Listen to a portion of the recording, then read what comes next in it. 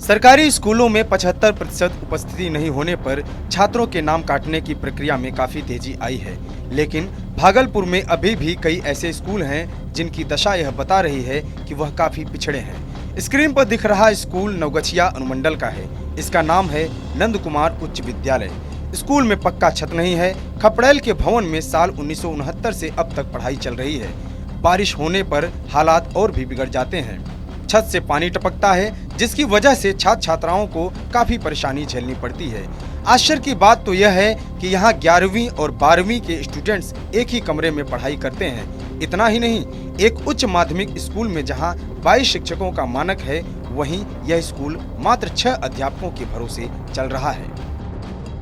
यहाँ तो बहुत कुछ कमी है। अगर गिनती किया जाए तो फिर उसका अनंत संख्या है। कमी का कोई अंत नहीं है। लेकिन वास्तविक में ये है ना कि शिक्षा व्यवस्था को अगर सुधारना चाह रही है सरकार, तो व्यवस्था के साथ साथ सुधारे तो ज़्यादा बेहतर है। अन्यथा व्यवस्था में कमी रख के सुधार सिर्फ 95% या 90% या 75% उपस्थिति दर्ज करा के बच्चे को सुधार दे, ऐसे इम्पॉसिबल, ये कभी नहीं हो सकता है। व्यवस्था पहले सुधारनी होगी। उसके बाद इंफ्रास्ट्रक्चर जो है भी वो व्यवस्था के तहत ऐड किया जाए। और टीचर यहाँ काफ़ी कम है।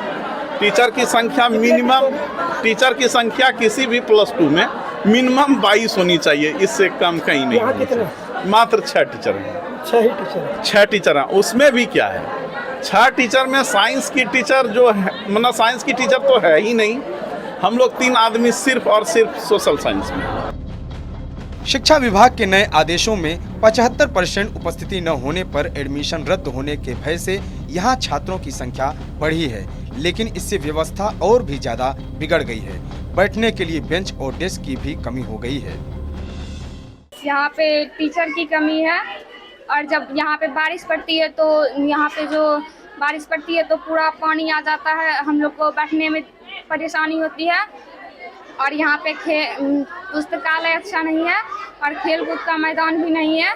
यहाँ पे सर तो शिक्षक का भी कमी है सर। थोड़ा सब्जेक्ट नहीं पढ़ा पाता है सर। पूरे शिक्षक पढ़ाई नहीं हो पाती है सर।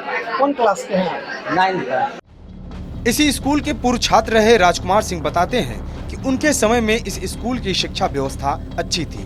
उन्होंने कहा, यहाँ से पढ़कर कई छात्र IAS, IPS, इंजीनियर और डॉक्टर आदि बने हैं, लेकिन अब हालात बदतर हैं। पहले की व्यवस्था तो बहुत अच्छी थी। टीचर भी अच्छे थे। जितने भी टीचर थे सब पढ़े लिखे थे। विद्यार्थी भी अनुशासित रहते। हम लोग तो स्कूल से पढ़े हुए हैं। 80 में हम लोग वहाँ से मैट्रिक पास किए हैं। उस समय 11th था क्लास, 8 to 11th। आर्ट और साइंस अलग अलग थी पढ़ाई। हम लोग साइंस पढ़े हुए थे। अब जो व्यवस्था है वहाँ, एक तो टीचर की कमी है और जो भी टीचर आए हैं, कोई भी अंगूठा छाप मतलब एक है टीचर, किसी मिडिल स्कूल के लायक भी नहीं है। पता नहीं सरकार कैसे हाई स्कूल में बहाल कर दी है। तो सरकार की योजना यही है कि कम पैसे पर कॉन्ट्रैक्ट करके टीचर को बहाल किया जाए। और विद्यार्थी का सिर्फ है क्या, खाना पूर्ति, पढ़ाई लिखाई कुछ नहीं है। स्कूल डेस्क बैंक सब एक कमरे में बंद है। पहले बेहतर थी। बहुत बेहतर। वहाँ से IPS IAS भी आपको निकला हुआ है। अभी भी प्रेजेंट नवगछिया में जो क्या कहते हैं, ये सुशांत सिंह सरोज है, यहीं के प्रोडक्शन। और भी डॉक्टर भी है। एक MBBS डॉक्टर है। बहुत अच्छे टीचर थे और विद्यार्थी भी निकले यहाँ से। अब वो स्थिति क्या है, पलायन कर रहा है विद्यार्थी। क्या करेगा यहाँ पढ़ के? टीचर नहीं है, कोई भविष्य ही नहीं है।